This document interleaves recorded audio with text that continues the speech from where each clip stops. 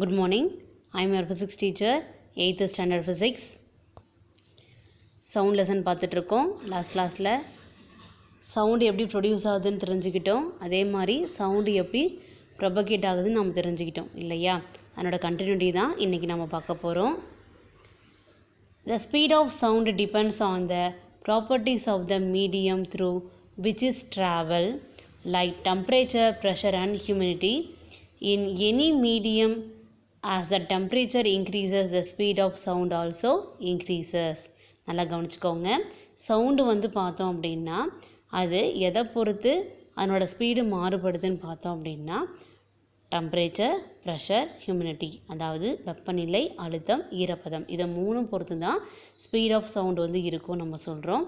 அதே சமயம் எந்த மீடியத்தில் பார்த்தோம்னா டெம்பரேச்சர் இன்க்ரீஸ் ஆகுதோ அந்த மீடியத்தினுடைய சவுண்டு இன்க்ரீஸ் ஆகும் அப்படின்னு நம்ம சொல்கிறோம். ஃபார் எக்ஸாம்பிள் பாருங்கள், the speed of sound in air is 331 meter second power minus 1 at 0 degrees Celsius and 344 meter seconds minus 1 at 22 degrees Celsius. இதில் பார்த்தோம் அப்படின்னா 0 டிகிரி செல்சியஸில் பார்த்தோம்னா 331 தான் இருக்குது. அதுவே 22 டிகிரி செல்சியஸில் எவ்வளோ இருக்குன்னா 344 இருக்குது இல்லையா? அப்போ நமக்கு டெம்பரேச்சர் ரேஞ்சு மாறும்போது ஸ்பீட் ஆஃப் சவுண்டும் நம்மளுக்கு என்ன ஆகுது, வேரி ஆகுது இல்லையா? The speed of sound at the particular temperature in various medium are listed in table 6.1. 6.1 டேபிளில் பார்த்தோம் அப்படின்னா டிஃப்ரெண்ட் மீடியமனுடைய ஸ்பீட் ஆஃப் சவுண்ட் கொடுத்துருக்காங்க. அதுவும் பர்டிகுலராக 25 டிகிரி செல்சியஸில் எப்படி இருக்குன்னு கொடுத்துருக்காங்க. டேப்லெட் காலம் கவனிச்சுக்கோங்க. இது 1 மார்க்கில் கேட்கறதுக்கு வாய்ப்புகள் இருக்குது. ஸ்டேட், சப்ஸ்டன்ஸ், ஸ்பீட் கொடுத்துருக்காங்க. சாலிட் ஸ்டேட்டாக இருந்துச்சு அப்படின்னா அலுமினியமாக இருக்குன்னா எவ்வளோ இருக்குன்னு பாருங்கள், 6420. 6420. அதே ஸ்டீலாக இருந்துச்சுன்னா 5960. அயனாக இருந்துச்சுன்னா 5950. ஓகேவா? அப்போ சாலிடில் நம்மளுக்கு என்ன ஆகுதுன்னு பாருங்கள், ஸ்பீடு டிஃபர் ஆகுது, சவுண்டோட ஸ்பீடு டிஃபர் ஆகுது. அடுத்த லிக்விடில் பாருங்கள், சீ வாட்டர், கடல் தண்ணி, அதில் எவ்வளோ இருக்குன்னு பாருங்கள் 1530. அதுவே டிஸ்டில்டு வாட்டராக இருந்துச்சு அப்படின்னா 1498 தான் இருக்குது. ஓகேவா? அப்போ லிக்விடை பொறுத்த வரைக்கும் நம்மளுக்கு சேஞ்ச் ஆகுது. கேஸை பாருங்கள், ஹைட்ரஜனாக இருந்துச்சு அப்படின்னா 1284 இருக்குது. அதுவே ஆக்சிஜனாக இருந்துச்சு அப்படின்னா 316 தான் இருக்குது. அப்போ நம்ம தெரிஞ்சுக்கிட்டோம் டிஃப்ரெண்ட் மீடியாவில் பார்த்தோம்னா ஸ்பீட் ஆஃப் சவுண்ட் டிஃபர் ஆகுதுன்னு தெரிஞ்சுக்கிட்டோம் இல்லையா? நெக்ஸ்ட்டு பாருங்கள், மோர் டு நோ கொடுத்துருக்காங்க. The amount of water vapour present in the air is known as humidity இல்லையா? அதாவது வாட்டர் எவ்வளோ வேப்பர் ஆகுதோ அதை தான் நம்ம என்ன சொல்கிறோன்னா காற்றினுடைய ஈரப்பதம் அப்படின்னு நம்ம சொல்கிறோம். கவனிச்சுக்கோங்க. It is less during winter and more during summer. எப்பயுமே வின்டரில் பார்த்தோம் அப்படின்னா ஈரப்பதம் கம்மியாக தான் இருக்கும். அதே சம்மர் டைமில் தான் அதிகமாக இருக்கும் இல்லையா? The speed of sound increases with increases in humidity. This is because the density of air decrease with increasing in humidity. So ஏரோட டென்சிட்டி குறையும் போது நம்மளுக்கு காற்றினுடைய ஈரப்பதம் என்ன ஆகுன்றாங்க, அதிகரிக்கும்னு சொல்கிறாங்க. சரியா? அடுத்து பாருங்கள், we saw that sound travels in different medium with a different speed. Now let us see how it travel in the medium. சரியா? நம்ம தெரிஞ்சுக்கிட்டோம் டிஃப்ரெண்ட் மீடியமில் டிஃப்ரெண்ட் ஸ்பீடில் தான் போகுதுன்னு தெரிஞ்சுக்கிட்டோம். அதுவே ஒரு மீடியமில் எப்படி ட்ராவல் ஆகுதுன்னு நம்ம தெரிஞ்சுக்கலாம். when a body vibrate, the particles of the medium in contact with the vibrating body is first displaced from its equilibrium position. ஓகேவா? இப்போ ஒரு ஆப்ஜெக்ட் பார்த்தோம் அப்படின்னா வைப்ரேட் ஆகுதுன்னா அந்த மீடியத்தில் இருக்கக்கூடிய ஒரு பர்டிகுலர் பார்ட்டிகல்ஸில் இருந்து வைப்ரேட் ஆகுதுன்னு வச்சுக்கலாம். அது பக்கத்தில் இருக்கக்கூடிய பார்ட்டிகல்ஸ் என்ன பண்ண வைக்கும், வைப்ரேட் பண்ண வைக்கும். அப்படி வைப்ரேட் பண்ண வைக்கும்போது அதனோட ஈக்குலிபிரியம் பொசிஷனில் இருந்து தான் டிஸ்பிளேஸ் ஆகும். ஓகேவா? It then exert a force on the adjacent particle. அப்போ என்ன பண்ணும், பக்கத்தில் இருக்கக்கூடிய பார்ட்டிகல்ஸுக்கு அந்த ஃபோர்ஸை கொடுக்கும். ஓகேவா? This process continues in the medium till the sound reaches the ear of the person. இது அப்படியே கண்டினியூ ஆகிட்டே இருக்கும். அது பார்த்தோம்னா மனிதனுடைய காதை போய் அடையிற வரைக்கும் அந்த சவுண்டு என்னாகும், ட்ராவல் ஆகிட்டு தான் இருக்கும்னு நம்ம சொல்கிறோம். சரியா? In order to understand this let us consider a vibrating tuning ஃபோக்ஸ். இதை நம்ம ஈஸியாக புரிஞ்சுக்கணும் அப்படின்னா டியூனிங் ஃபோக் வைப்ரேட் ஆகிறத வச்சு நம்ம ஈஸியாக அதை அண்டர்ஸ்டாண்ட் பண்ண முடியும்னு சொல்கிறாங்க. வென் எ வைப்ரேட்டிங் டியூனிங் ஃபோக்ஸ் move forward, it pushes and compresses the air in front of it, creating a region of high pressure. ஓகேவா, இங்கே கொடுத்துருக்காங்க பாருமா, இதுதான் டியூனிங் ஃபோக்ஸு. இது என்ன பண்ண போகிறோம் அப்படின்னா ஒரு ரப்பர் ஷீட் வந்து நம்ம வந்து தட்டணும் அப்படின்னாக்கா அது என்ன ஆக ஆரம்பிக்கும், வைப்ரேட் ஆக ஆரம்பிக்கும். வைப்ரேட் ஆகும்போது பக்கத்தில் கூடிய ஏர் மாலிகுலர்ஸ் என்ன பண்ண வைக்கிது, அது வைப்ரேட் பண்ண வைக்கிது. அப்படி வைப்ரேட் ஆகும்போது என்ன பண்ணுதுன்னு பாருங்கள், ஏரில் இருக்கக்கூடிய மாலிகுலர்ஸ் வந்து வைப்ரேட் பண்ண வைக்குதுன்னு சொன்னோம் இல்லையா, அது எப்படி வைப்ரேட் பண்ண வைக்குதுன்னு பாருங்கள், கம்ப்ரஸ் ஆகுது, அப்புறமா ரேர்ஃப்ராக்ஷன் ஆகுது. ஓகேவா, கொடுத்துருக்காங்க பாருங்கள். The region is called a compression. அதுதான் சீன் கொடுத்துருக்காங்க as shown in a figure when it is moved backward. ஓகேவா, அதுவே பேக்வேர்டில் வரும்போது it creates a region of low pressure called rarefaction. அப்போ ஹை ப்ரெஷராக இருக்கும்போது நம்மளுக்கு கம்ப்ரஸ் ஆகுது, அதுவே லோ ப்ரெஷரில் வரும்போது ரேர்ஃப்ராக்ஷன் ஆகுது அப்படின்னு நம்ம சொல்கிறோம். சரியா, அதாவது தளர்வுகளும் நெருக்கங்களும் நம்மளுக்கு மாறி மாறி வருதுன்னு நம்ம சொல்கிறோம். சரியா, these compression and rarefaction produce the sound wave which propagate through the medium. ஓகேவா, அப்போ கம்ப்ரெஷனும் சரி ரேர்ஃப்ராக்ஷனும் சரி சவுண்டு வேவ் நம்மளுக்கு வந்து ப்ரொடியூஸ் ஆகிறதுனால அது மீடியமில் ஈஸியாக ப்ரொபகேட் ஆகுது அப்படின்னு நம்ம சொல்கிறோம். ஓகேவா, அப்போ சாதாரணமாக சவுண்டு வந்து பார்த்தோம் அப்படின்னா மீடியத்தில் பரவும்போது வேவ் ஃபார்மில் வந்துட்டு ப்ரொபகேட் ஆகுதுன்னு நம்ம சொல்லலாம். ஓகேவா, நெக்ஸ்ட் நம்ம பார்க்கக்கூடியது சவுண்டு வேவ்ஸ், ஒலி அலைகள். கவனிங்க, ஒரு ஆக்டிவிட்டி 6 பாருங்கள். Throw a stone in a pool of still water. It produced waves which spread rapidly over the surface of water and they travel in all direction. இல்லையா, அதாவது நீர்நிலை வந்து எந்த சலனம் இல்லாத போது ஒரு கல்லை போட்டிங்க அப்படின்னா கல் விழுந்த இடத்துல இருந்து அது என்னாகும், அலை வடிவத்தில் அப்படியே அந்த ரவுண்டாக போகிறத நீங்கள் பார்த்துருப்பீங்க, எல்லா டைரக்ஷனில் போகிறத பார்த்துருப்பீங்க இல்லையா. Do water particles move away from the point of disturbance? Check it but placing grain of soap dust over the water. அதுவே நம்ம என்ன பண்ணுறோம் அப்படின்னா காஞ்ச இலையோ துகள்களோ நம்ம போடும்போது அது எப்படி ட்ராவல் ஆகுதுன்னு பார்க்கலாம். They do not move away. அது என்ன ஆகாது, நம்மளுக்கு மூவ் ஆகாது. It instant the muesli moving up and down about their mean position. அதனால் பொசிஷனை வந்து பார்த்தோம் அப்படின்னா அப் அண்ட் டவுன் மட்டும்தான் மாறுமே தவிர அது மூவ் ஆகிறது கிடையாது. Similarly sound travels in the form of a wave.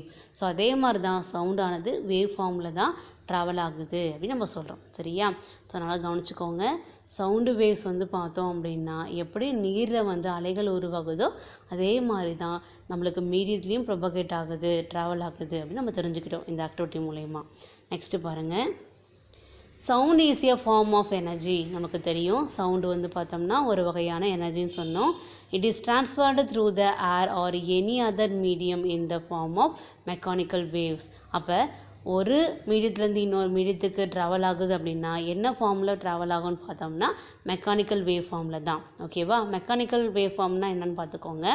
Mechanical wave is the disturbance which propagate in the medium due to the repeated periodic motion of the particles of the medium from their mean position. ஓகேவா, இப்போ ஒரு ஆப்ஜெக்டில் வந்து பார்த்தோம் அப்படின்னா ஒரு மீடியமில் travel ஆகும்போது அது வைப்ரேட் ஆகும்போது பார்த்தோம் அப்படின்னா பீரியாடிக் மோஷனில் அந்த பார்ட்டிகல்ஸ் வந்துட்டு பொசிஷன் வந்துட்டு இருக்குது. அதை தான் நம்ம என்ன சொல்கிறோம், மெக்கானிக்கல் வேவ்ஸ் நம்ம சொல்கிறோம். சரியா, the disturbance which is the caused by the vibration of the particles is passed over to the next particle. அப்போ அது என்ன ஆகுது, வைப்ரேட் ஆகும்போது பக்கத்தில் கூடிய பார்ட்டிகல்ஸ்க்கு என்ன பண்ணுது, அந்த வைப்ரேஷனை வந்து பாஸ் பண்ணுது. ஓகேவா, it means that the energy is transferred from one particle to another as the wave motion. அப்போ என்ன ஆகுது, எனர்ஜி தான் என்ன ஆகுது நம்மளுக்கு ட்ரான்ஸ்ஃபர் பண்ணிக்கிட்டே போகுதே தவிர பார்ட்டிகல்ஸ் வந்து அங்கே தான் இருக்குதுன்னு நம்ம சொல்கிறோம். ஓகேவா, அலைன் பண்ணிக்கோங்க. it means that the energy is transferred from one particles to another has the wave motion. ஓகேவா, நெக்ஸ்ட் பாருங்கள், characteristics of wave motion. Wave மோஷனோடைய கேரக்டரிஸ்டிக்ஸ் என்ன, அதனுடைய பண்புகள் என்னன்னு தெரிஞ்சுக்கலாம். In wave motion only the energy is transfer not the particles. Wave மோஷனில் பொறுத்த வரைக்கும் எனர்ஜி மட்டும் தான் ட்ரான்ஸ்ஃபர் ஆகுது, ஆனால் பார்ட்டிகல்ஸ் வந்து ட்ரான்ஸ்ஃபர் ஆகுது கிடையாது. ஓகேவா, அடுத்து பாருங்கள், the velocity of the wave motion is different from the velocity of the vibrating particles. இல்லையா, அப்போ velocity of the wave motion is differ from the velocity of the vibrating particle இல்லையா. Vibrating பார்ட்டிகளை பொறுத்த வரைக்கும் வெலாசிட்டி வந்து differ ஆகுது அப்படின்னு நம்ம சொல்கிறோம்.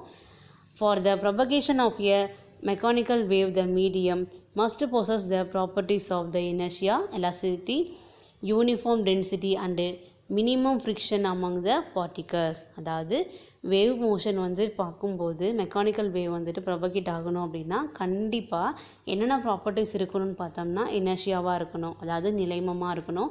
எலாஸ்டிசிட்டி அப்படின்னாக்க மீட்சித்தன்மையாக இருக்கணும். யூனிஃபார்ம் டென்சிட்டியாக இருக்கணும்.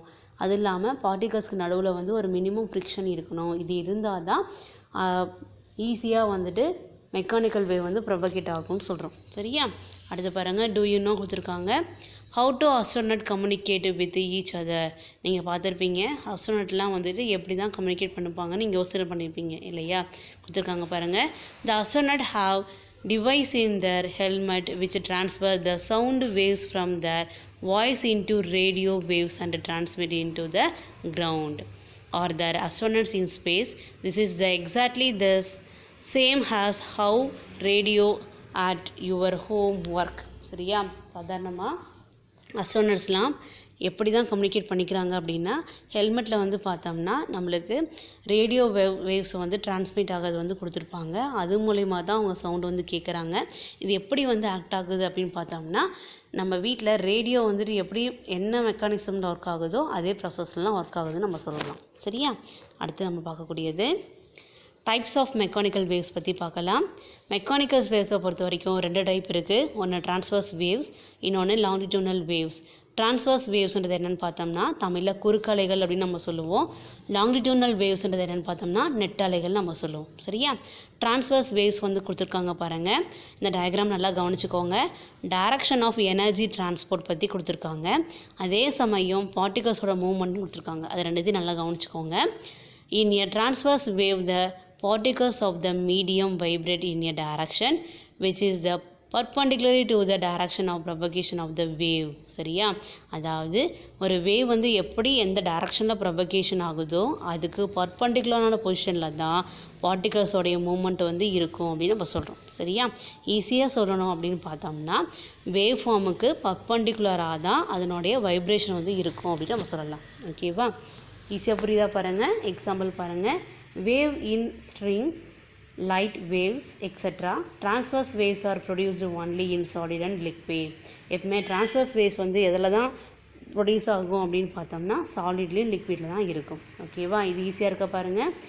டைரக்ஷன் ஆஃப் எனர்ஜி டிரான்ஸ்போர்ட் இருக்கும்.